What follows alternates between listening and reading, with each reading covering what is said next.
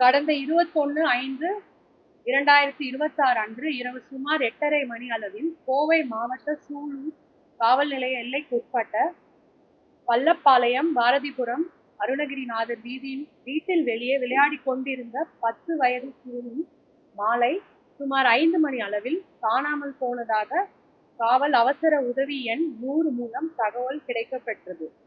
தகவல் கிடைத்தவுடன் காவல்துறையினர் உடனடியாக சம்பவ இடத்திற்கு சென்று விசாரணை மேற்கொண்டு புகார் பெற்று அதே இரவு சுமார் 10 மணி அளவில் குழந்தை காணாமல் போனது தொடர்பாக வழக்கு பதிவு செய்யப்பட்டது.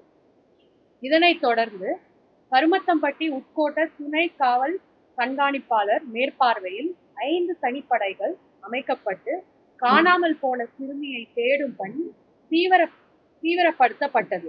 விசாரணையின் போது சிசிடிவி காட்சிகள் மற்றும் தொழில்நுட்ப ஆதாரங்கள் ஆய்வு செய்யப்பட்டதில் நாகப்பட்டினத்தை சேர்ந்த கார்த்தி வயது 33, தகப்பன் பெயர் காசிநாதன்.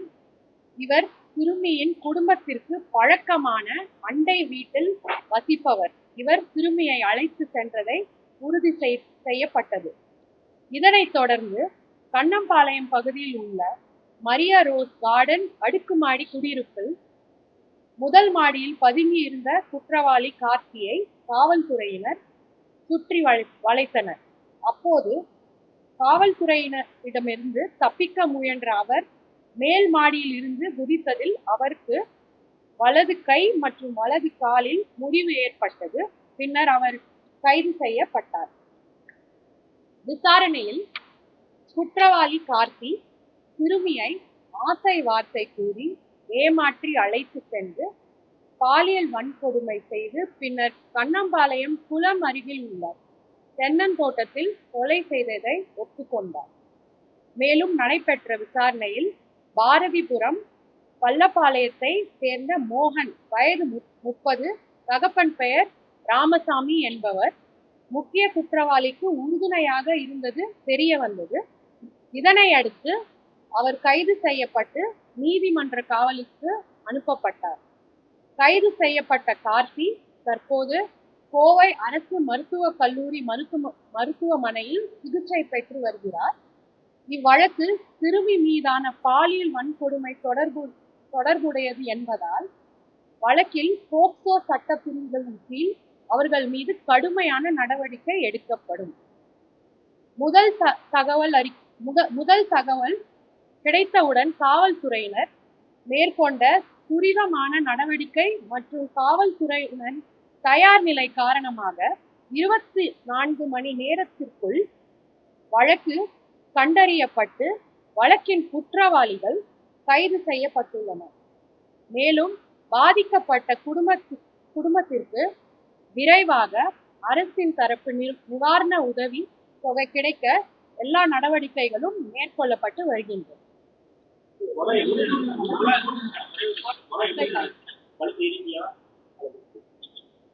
இன்னைக்கு போஸ்ட்மார்ட்டம் ஃபைண்டிங்ஸ் இன்னைக்குதான் போஸ்ட்மார்ட்டம் கண்டக்ட் பண்ணியிருக்காங்க. ஸோ போஸ்ட்மார்ட்டமோட ரிப்போர்ட் வந்த பிறகுதான் அது வந்து இனிஷியேட்டிவ் செய்யப்படும். அதாவது ஒருத்தர்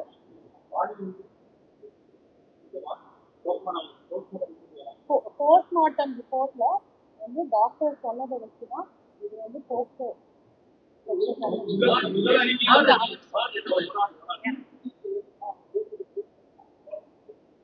ஏறத்தாழ அதாவது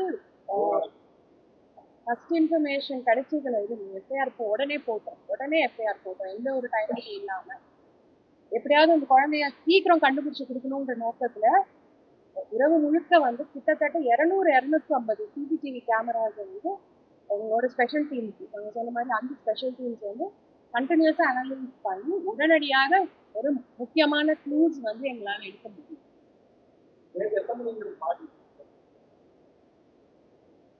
நேற்றுக்கு சுமார் ஒரு 6 மணி, ஈவினிங் 6 மணி நினைக்கிறேன். அதுதான் இப்போ போஸ்ட்மார்ட்டம் பண்ணிட்டாங்க. இப்போ டாக்டர் வந்து விரிவான அறிக்கை கொடுக்குற வரைக்கும் அது வந்து நம்மளுக்கு தெரியாது. அவர் வந்து ஒரு ஸ்கூல் செய்யலாம் மோகன் மோகன்ராஜ் வந்து கார்த்தியோட மிக நெருங்கிய நண்பர். அவருக்கு வந்து இந்த குற்றம் இவர் செஞ்சது வந்து அவருக்கான ஒரு கான்ஸ்பிரசி இருந்தது.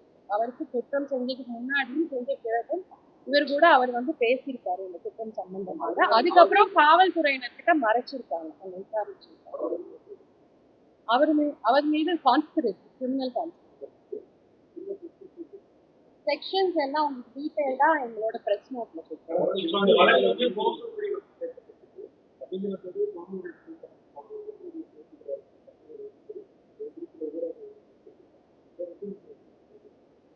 இது ஏற்கனவே ரிக்வெஸ்ட் பண்ணதுதான். நேத்தில இருந்து நாங்க கண்டினியூஸா ரிக்வெஸ்ட் பண்ணியிருக்கோம். இது ஒரு போக்சோ கேஸா வளர்க்கணும்னா கண்டிப்பா ஐடென்டிட்டி ஆஃப் த விக்டிம் வந்து கண்டிப்பா வெளியில வந்து நாங்க ரிவீல் பண்ணக்கூடாது.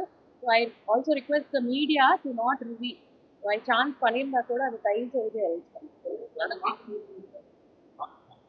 அது வந்து இதெல்லாம் இப்போ அண்டர் இன்வெஸ்டிகேஷன், ரொம்ப ப்ரிலிமினரி ஸ்டேஜ் ஆஃப் இன்வெஸ்டிகேஷன். இந்த டீடைல்ஸ் எல்லாம் ஸ்பெசிஃபிக்கா இந்த ஸ்டேஜ்ல ரிவீல் பண்ண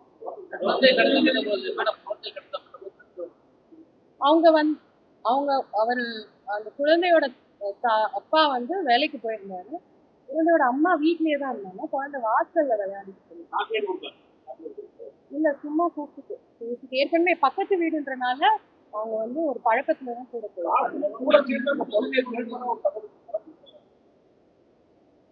அதாவது முதல்ல அந்த ஏரியால போய் விசாரிக்கப்போ அவரும் சேர்ந்து வந்து போலீஸ் கிட்ட அப்படிதான் ஒரு தேடி இருக்கிற மாதிரி அந்த மாதிரி ஒரு தோற்றம்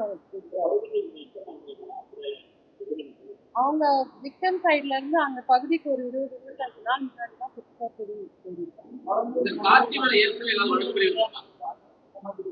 அப்படிலாம் இப்போ இது எதுவுமே இந்த ஸ்டேஜ்ல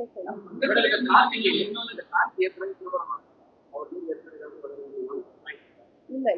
இது வரைக்கும் நாங்க பார்த்ததுல பழைய வழக்குகள் இல்ல. அதுவும் இன்னும் கண்டினியூஸ்லி அவர் ஏற்கனவே திருமணம் ஆகி அவர் பிரிஞ்சிருக்காரு. வேற ஒன் லாஸ்ட்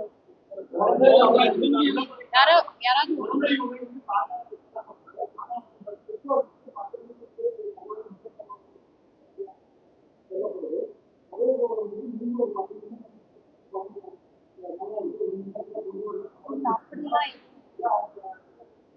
இல்ல, அப்படிலாம் எதுவும் கிடையாது. அது தவறா பரப்பிருக்கேன்.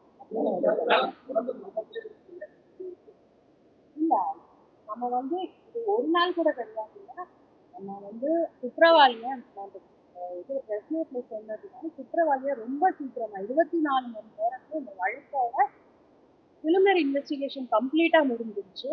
இது மேக்ஸிமம் சாட்டிஸ்ஃபேக்டரி லெவல். ஏன்னா சிசிடிவி ஃபுட்டேஜஸும் அதர் டெக்னிக்கல் எவிடன்ஸும் பேஸ் பண்ணி நம்ம டீம்ஸ் வந்து ரொம்ப அருமையான ஒரு இன்வெஸ்டிகேஷன் பண்ணி குற்றவாளிகளை உடனடியா 2 குற்றவாளிகளும் ஊர் விட்டு போறதுக்கு முன்னாடியோ இல்லை காணாமல் போறதுக்கு முன்னாடியோ அவங்க வந்து சீக்கிரம் நேப் பண்ணது மட்டும் இல்லாம கரெக்டான கன்ஃபர்மேஷன் கொடுத்து நம்ம குழந்தைய கிட்டத்தட்ட அவங்க கம்ப்ளைண்ட் பண்ணி வித்தின் 24 ஹவர்ஸ்க்குள்ளேயே நம்மளால ஒரு ஃபுல் பிக்சர் வந்து லாஸ்ட் கொஸ்டின்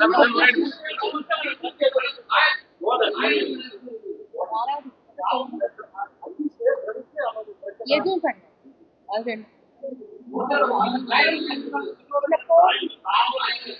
அதாவது இந்த வழக்கு வந்து under investigation. It's a very sensitive case and I think we as a department we have to approach it with a lot of sensitivity. அதனால இதுக்கு மேல எங்களால டீடைல்ஸ் கொடுக்க முடியாது. Just in the interest of justice.